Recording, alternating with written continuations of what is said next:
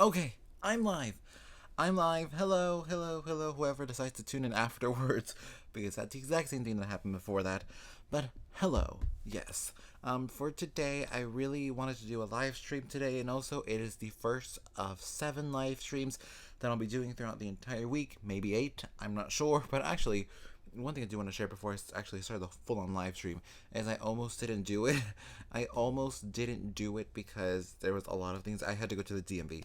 I had to go to the DMV again, unfortunately, but I had to reschedule that last minute. And, I also have to do a lot of other things, but I was able to do it. So that's the important thing. I didn't want to postpone it or reschedule anything. I really wanted to do this live stream right now, today. So here I am. And for today's live stream, I kind of wanted to talk about something that I don't know if the media will be talking about this, mainly because I don't watch the. After November, I don't really watch the media anymore. But I just realized there is no pauses here because everything is live. This is new for me. I'm sorry, this is new for me. Literally, I'm used to this on Periscope. I'm not used to this on YouTube that much, and the reason why I get a bit of nerves now doing it on YouTube is because I typically tend to just upload a pre-recorded video. I don't really film something that I don't really upload something that I'm already filming. So this is new for me. It's only the second live show I've ever done before, but I still want to try my best.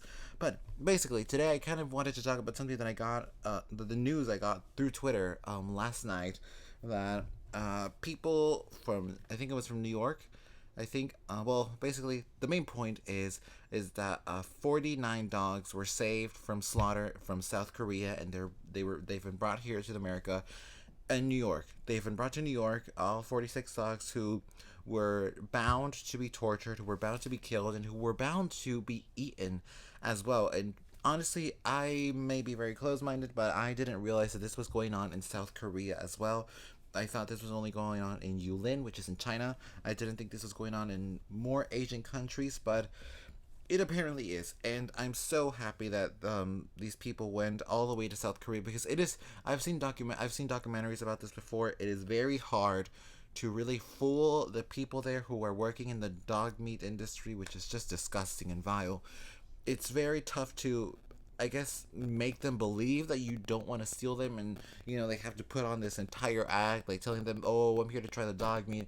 I'm a rich person from this part or that part, and I'm here to try the dog meat." So they really look the part. They play the part in order to get these dogs, and when they have them blindsided, they take them away. And sorry, that it's not meant 46 in the grand scheme of how many dogs there are there. It's not that many, but it's a good start, especially in South Korea. It's a good start. Let me read you the story. It says 46 dogs were flown to New York from South Korea after being rescued at a farm where they were to be slaughtered for human consumption, animal advocates said Sunday. The Humane Society International is responsible for saving dogs that were fed barely enough to survive. Wow, that's horrible. By the way, if my hair is a bit. I just realized I have not combed my hair at all. The animals arrived at Kennedy International Airport late Saturday and were headed to emergency shelters in New York, Maryland, Pennsylvania on Sunday. The farm in Goyang, a city north of Seoul, was more like a dungeon where there was very little light, little to no ventilation. So stench the ammonia would bring tears to your eyes when you walked through, said Kelly O'Meara, who oversees the Society's companion animal-related international projects. You'd see eyes peering at you, but it was hard to actually see the dogs themselves in the dark. An estimated of 17,000 other such farms still operate in South Korea. However, it is diminishing. It's a diminishing industry in society where demand for dog meat has been plummeting. Meat from about 2 million dogs is still eaten each year. In the U.S., the rescue dogs will be available for adoption after the shelters evaluate their behavior, medical needs, and make sure each one is ready for a new life in someone's home. In South Korea, the dogs receive no veterinary care of any kind. They either get through it or they die in their cage and they receive just enough food to get by. At the 7 farms from which the Humane Society rescued more than 800 dogs in 2015, those to be slaughtered included both mixed breed dogs and purebred ones, from a Chihuahua and a Maltese to various Spaniels and a Saint Bernard. A German short-haired pointer and a miniature pinscher came from the latest farm.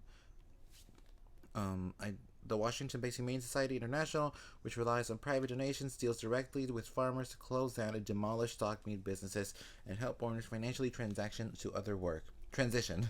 The animals will be taken abroad because they're generally not wanted in South Korea as pets or companion dogs. Some had been abandoned pets, others were raised to be sold as pets but given to the meat industry if that fails. Wow, that is very horrifying. To me, that is very horrifying that, uh, people in South Korea eat man's best friend. Like, I know people say all the time oh, you're talking about, not eating dogs, but you eat meat and you eat chicken. Let's get one thing clear. You cannot compare a dog to a cow or a chicken. Because a dog, I mean, if you live in New York, you can easily fit a dog in a New York apartment. Like, you cannot, like, let's be realistic. You cannot fit a cow in a New York apartment. It'll, like, sorry for calling it fat, it's gonna break down the wall from the bottom floor. And a chicken, you can keep a chicken as a pet, but it's not even like, you're not gonna walk a chicken on a leash in Los Angeles or New York. That's one thing I haven't seen in LA from the many years I've lived here. I've not seen I've seen chickens like in houses. I definitely have seen chickens in houses, but I've never seen like a chicken like walking on the street on a lead like a dog. So you can, you cannot compare a chicken to a dog or a dog to a cow. Like, it's just impossible to compare both of them. So to be honest, it is in a different perspective where I see this dog eating, and it is vile. It is inhumane in a way, at least I could say. It's inhumane. It is disgusting. It is vile, and there's still so many dogs out there in South Korea that are still being slaughtered and eaten and brutalized and not able to be fed. And I truly respect and I truly admire and love the people who went to South Korea and rescued at least 49 dogs from these very horrid conditions. There's still quite a lot out there, but this is only the beginning, and hopefully we can, put an end to this dog meat industry, because I highly doubt for it to go for many more years.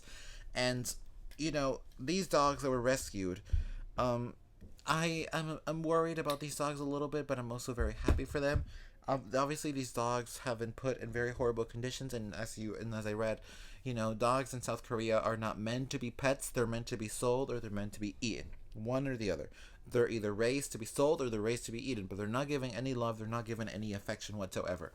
So what concerns me about these dogs is that if when they get new homes, it'll be the first time they actually go to a house and they're treated as pets. They're treated as friends. They're treated as companions. They're treated as, a loved one. They're treated as a loved one in a household, and they've never experienced that. So my concern is how they're going to react to that. But they're apparently going to give them a medical evaluation. They're going to find out if they're mentally stable to be in a household, because sometimes and I've had this experience before, because I would always rescue stray dogs, but the thing is that a lot of awful things happened with that I'm not able to do it anymore. Basically, some dogs had diseases, other dogs had ticks, other dogs had fleas, so we weren't able to do that anymore because it would hurt the dogs that we actually purchased or that we adopted. So it would hurt them a whole lot more having a stray dog here, not knowing what they had or what parasites they held. So we weren't able to do that anymore. So, and I know for a fact that sometimes stray dogs or dogs that have been abused before, they get a bit aggressive, they get hostile, and they get sometimes they're a bit, like, don't touch me, like, don't get close to me. Even my guinea pig. I've had my guinea pig for a year, and it still doesn't let me hold him properly. He scratches me. He like scratches me. He doesn't bite me. He like runs around my arms. But yeah, like, he's hostile, and I don't know the background of my guinea pig. I really don't know the background of him. But my dogs, my dogs, Edgar and Ted, I'm pretty sure you all have seen him. By the way, Edgar has an Instagram. I'll leave a link down below afterwards. But yeah, my dogs, it's going to sound bad, but I bought them. I bought them because we were looking for dogs that were of very small age, and you don't really see those in shelters, although I am open to adopting a dog. I really am open to adopting a dog, especially now because my dogs are 1 year old, so I wouldn't really feel comfortable getting another 8-week-old dog, like it would be it would be like starting again from zero. So I really would want, a dog that, is near or their age. A dog that is near or their age, just so that it's a bit more easier for all of us. But yeah, back to that dog. I always get so sidetracked when I'm talking, but yeah, these dogs, they've experienced very horrible things. They've been mistreated, they've been abused, they've been brutalized, they haven't been fed that well, they have never been given proper veterinary care. So my concern is, how are they going to react to a loving environment, to a peaceful environment, and to a much more serene environment? Like, that's my biggest concern, is how are they going to react to that? Because sometimes, like I said, they can be hostile, they can be aggressive too, and they can actually turn against somebody for that. And I just wish for the best for these dogs, because I'm a huge dog person, and that's why, I don't really say this that much, but that's why I admire Lisa Vanderpump, who does so much for dogs. She has her Vanderpump Dogs Foundation. She actually just opened an entire Vanderpump Dogs adoption center, grooming, and store in West Hollywood.